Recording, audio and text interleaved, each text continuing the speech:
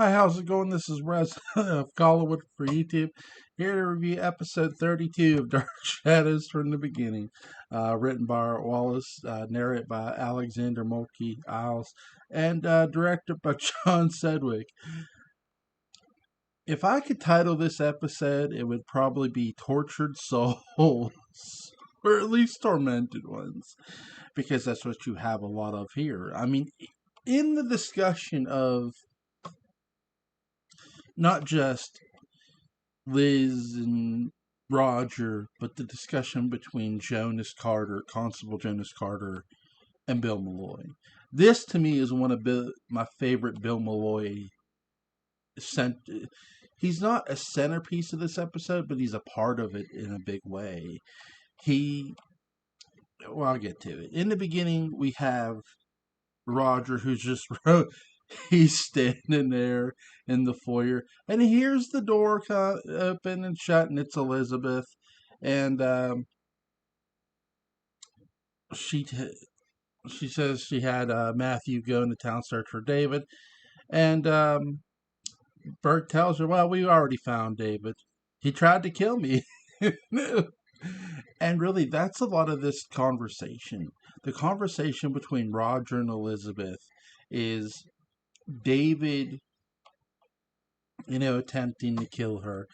Roger even cast shade that, is David really his kid? He doesn't just insist it either. He doesn't really, he doesn't just hint at it. He makes basically a bold claim that he doubts very much that David is his kid, and Liz says, "Please, he's your son. I'm sure of it." You know, he talks about that he spent 9 years with David, and that Liz has only spent 2 months. I don't think this is a line flub from Louis Edmonds either. Remember, when Vicky shows up, it's been one whole month. Really, it could be one whole month and maybe 4 weeks, and maybe by the end of the week, it could have been. So I don't think this is a time jumper line flub. I just think it. So now officially, it's been 2 months. I have to go by the canon of the show. They've officially been at Collinwood for 2 months, and again, I don't think it's a line flub by Louis Edmonds. So I do have a favorite line. Hopefully, I can play it without getting hit for copyright. We'll see. We'll see.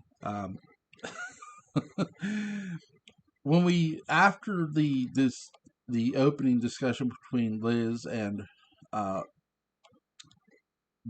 Roger, we get Constable Jonas Carter's office, and we get Bill Malloy, and this is the conversation I've talked about. That this is the conversation that really takes Bill Malloy to his death.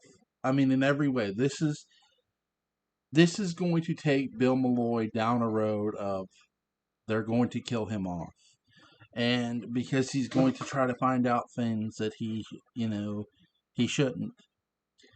And you can really tell in this episode the conversation between Constable Jonas Carter and the first conversation, because Bill says, "Hey, have you arrested Burke?" No, it wasn't just this. And Constable's like, "Let's just forget about Burke. Let's just forget about Burke. I want to know about members of that family, one specific family member, a 9-year-old boy named David." And when they cut back to Collinwood, you see Rogers coming in the house, and he says that he caught Matthew from from going into town. He just caught him, and he tells Liz about how he's like all like smiling, and he's like, just think, my son tried to kill me." He's like all gloating about it in a weird way, but you tell he's angry about it. And as they're looking out the window, and Roger's not concerned about who knows about David being David, the fact that it was David who removed the bleeder valve and Liz is. This lets you know that Liz is going to look for a cover up. She does not want to throw David to the wolves or the lions, then, if you will. Roger, we all know Roger's been wanting to throw his son to the wolves, and basically has been for a long time. I mean, he's been hounding him for these 9 years. Basically, it's not quite decision time of whose side you're going to take, David or Rogers. It's more a time to decide, is David really an evil kid? Or is he just somebody who's been pushed and pushed and pushed and he's tired of being pushed? And, we get that he's tired of being pushed by removing the valve. That was good, great. And you have this conversation of, Liz, he tried to murder me. And she goes, I understand that, but you have to understand, in every way, what this episode cements is that what Liz tells her brother is, she shows him the bleeder valve and says, look at this. This right here has added up to 9 years. 9 years of hounding your son, of hating your son. I've seen that hatred for the past, And Liz isn't wrong. She's seen the hatred that he has shown David. And, she's tried to sort of ignore it and pass it off. But she's also brought in this government. Liz is trying to, in her mind, okay, I know why I brought Victoria in, because my own brother does not want to deal with his son. And basically, that's what she's trying to tell him in every way. She says the word guilt. I think what she means to say in a lot of ways is, hey, instead of loving your son, you chose to hate your son. And no sin doing that out of hating Burke Devlin because you saw Burke in him is wrong. And though we don't quite get that, and I wish we would have here, the conversation between Liz and Roger is still good. Back at in the constable's office,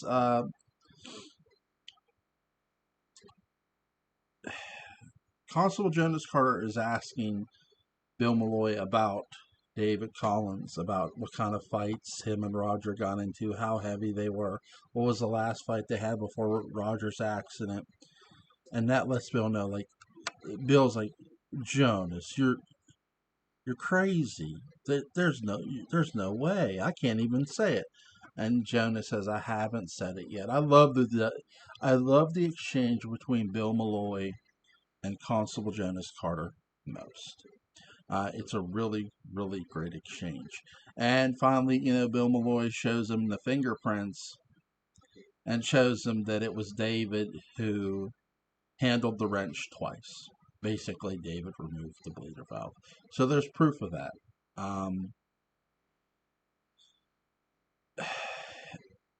I love the question about Bill Malloy. What are you going to do? And Jonas is like, I don't know what to do. And I think that's a great storytelling method of, look, it's one thing to try this adult, but this is a kid. This is a tiny. What am I to do? Arrest him? I mean, that's his job. So, and back at the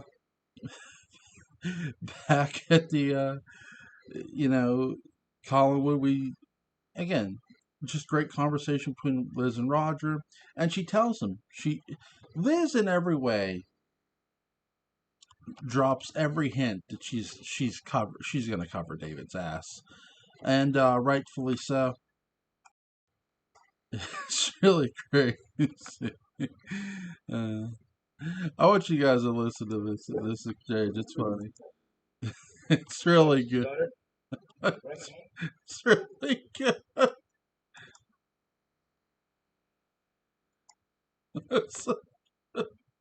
This is the part I was talking about.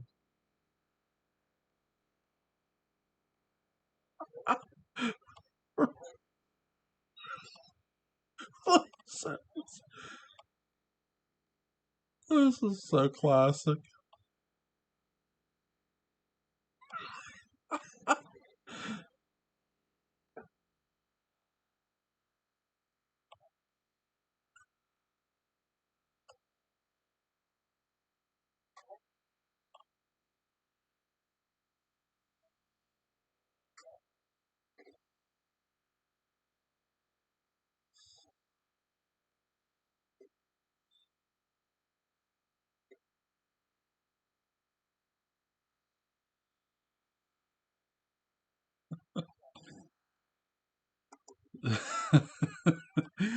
That's the part I want you guys to hear.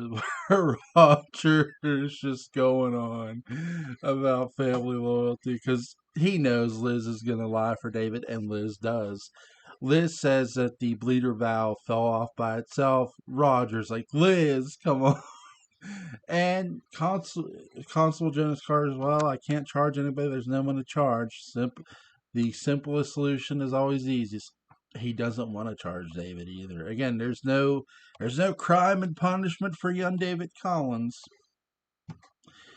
Again, I think this is a really great telling episode of where a lot of characters' souls are. Liz's soul is to protect David, and that's where it's always been. It's to been protect David. Look how she was with Victoria Winters just a couple episodes ago.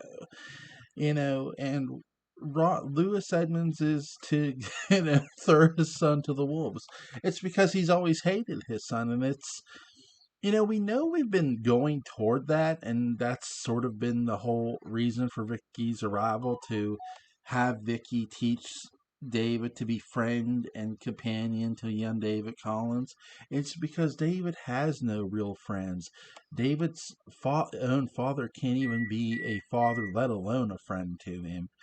And that's something really, when you hear, is sort of saddened, because for 9 years he's been putting this kid through hell. Again, I'm not justifying David's actions either, but in the same sense, for every action, my friends, there is a opposite reaction.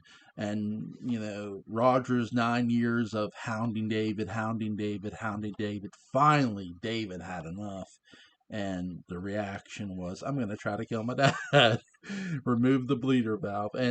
But I think, though, too, you see the guilty consciousness of David really well portrayed out through the episodes. But then he goes right back to lying about doing it. But we know the truth. Vicky found the valve. There's also going to be a very interesting cat and mouse here coming up, because Vicky wants to move past all this. Vicky still wants to teach David despite everything. She doesn't run. This isn't, right here, this episode is a very telling moment too for Victoria Winters. Though she's not in the actual episode, her presence is in this episode. And what I mean by that is, she knows the facts. There's no denying that. She doesn't choose to leave. You could say it's because she hasn't found about who she is, and you wouldn't be wrong. But I also think that's not the only reason. She could find another job near Collinwood and get another job easily as anything else, and still learn about herself. She's staying, though, too, because she wants to help David. Because she sees, I think Vicky does see the good in David. And that's something you can tell through Victoria Winters. That, yeah, this kid is tormented, but I have to find a way to reach him. And again, she doesn't step back and leave, and she could. She knows how dangerous David could be. Well, she's also going to find out, too, how much more dangerous he could be. But she knows David is very dangerous. She just found out how dangerous he could be, too. So it's a very, very fun episode. Episode 32 is. Hope you guys enjoyed the little play there.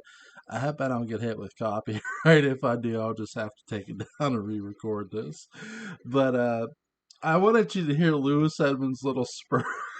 He's just going on about the sheriff, about his sister and their family loyalty, because he is annoyed with her. You can tell Roger's is like, really, you're gonna take my son and cover for him, really?